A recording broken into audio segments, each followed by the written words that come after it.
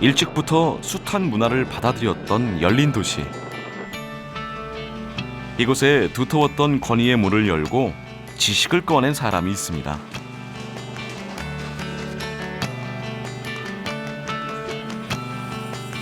전략 집단 분석을 했죠. 여느 곳과 다를 바 없는 대학의 강의실 풍경. 제품이 잘 팔릴 것지만 잘 안 팔려. 이렇게 시장에 사라져. 열띤 강의를 펼치는 교수의 모습도, 수업을 듣는 학생도 늘 보던 모습.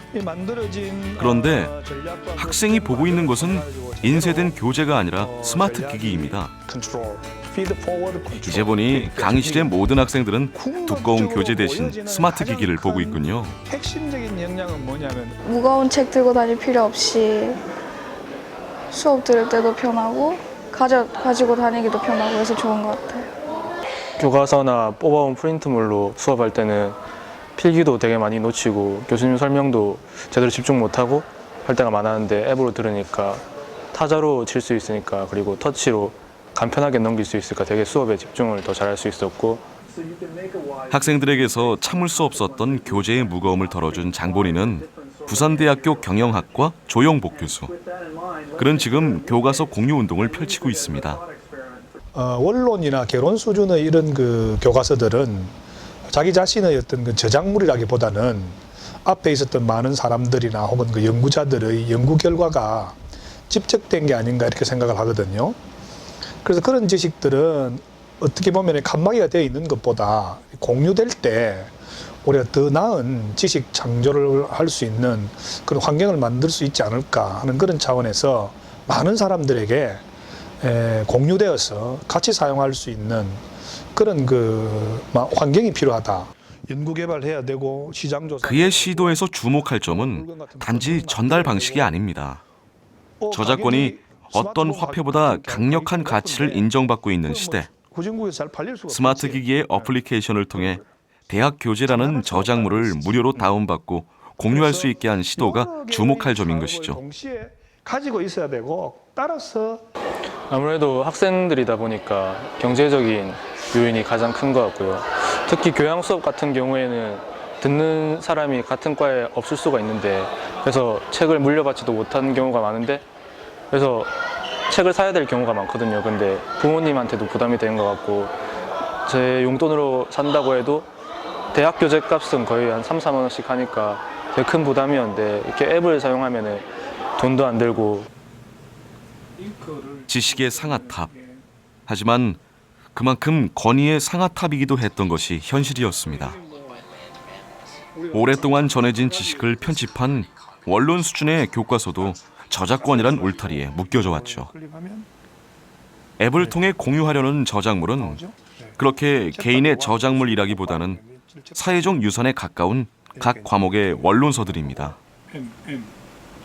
그런 원론 수준의 교과서를 새로운 시대에 맞게 새로운 기술을 통해 재가공하고 그것을 학생들에게 무료로 제공하는 것. 그를 통해 웹 2.0 시대에 걸맞는 평등한 교육을 실현하는 것. 그것이 교과서 공유 운동의 핵심입니다. 물론 이런 혁신은 교육의 질을 높이기 위한 혁신이기도 하죠. 지식이 조금 이렇게 빠르게 이렇게 변하고 있기 때문에 교과서라 하지만은 이게 진보화 속도가 굉장히 빠릅니다. 교과서의 경우는 대개 한 2년마다 한 번씩 출간이 되는데, 그 다시 말씀드리면 2년 전에 출간된 책으로 공부하는 경우가 많다는 것이죠. 그러다 보니까 이 학생들이 교과서에 대한 어떤 신뢰도나 교과서를 과거와 같이 책이 없던 시대와 달리 오랫동안 책을 보관해 두어야 되겠다 이런 생각을 잘 안 하는 것 같아요. 그렇기 때문에 학생들이 책을 가지지 않고 뭐 예를 들면 불법 복제물을 가지고 온다든지, 그렇지 않으면 아예 책을 가지고 오지 않는다든지, 뭐 이런 그런 방법을 통해서 수업의 질이 상당히 낮아지고 있기 때문에 이렇게 해서는 우리가 안 되겠다. 조영복 교수의 시도는 자신의 책에 대한 저작권을 포기하는 것부터 시작됐습니다. 자신의 저서 경영학 원론을 지난해부터 공유와 협력의 교과서 1호로 제작해 완성한 상태. 게다가 수정판 개정에 최소 2년이 걸렸던 과거에 비해 앱 교재는 25초마다 내용을 업그레이드할 수 있습니다. 우리가 이때까지 교과서를 수십 년간 바라왔던 어떤 생각의 틀을 좀 바꾸자.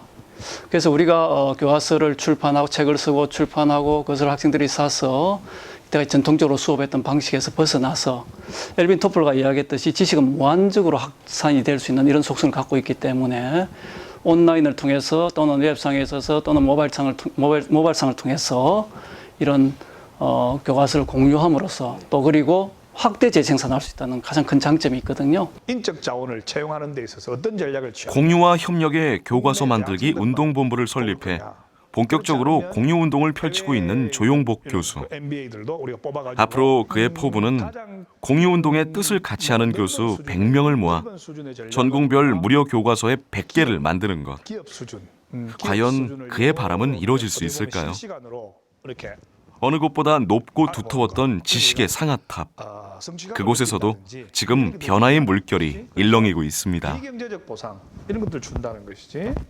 여러 가지 면에서 공유 경제가 사실은 어떻게 보면 하나의 화두로 다가오는데 그 가운데 하나는 우리가 가지고 있는 자원이 이미 많이 존재한다는 겁니다.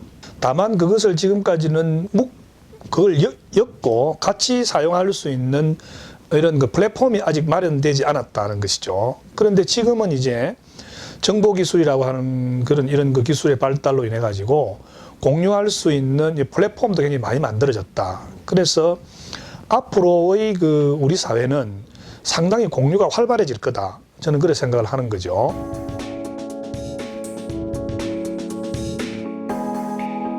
보이지 않는 바람의 존재를 느끼게 하는 것은 나부끼는 풍경들. 어쩌면 우리가 생각하는 것보다 변화는 이미 우리 삶 가까이에 와 있는지 모릅니다.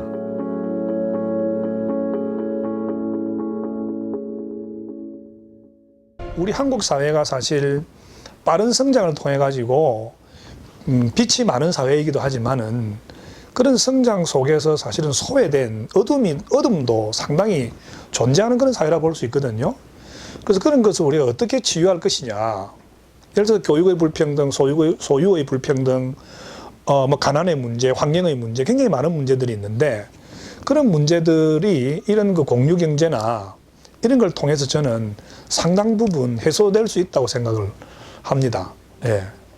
더 나은 사회로 갈 수 있는 거죠.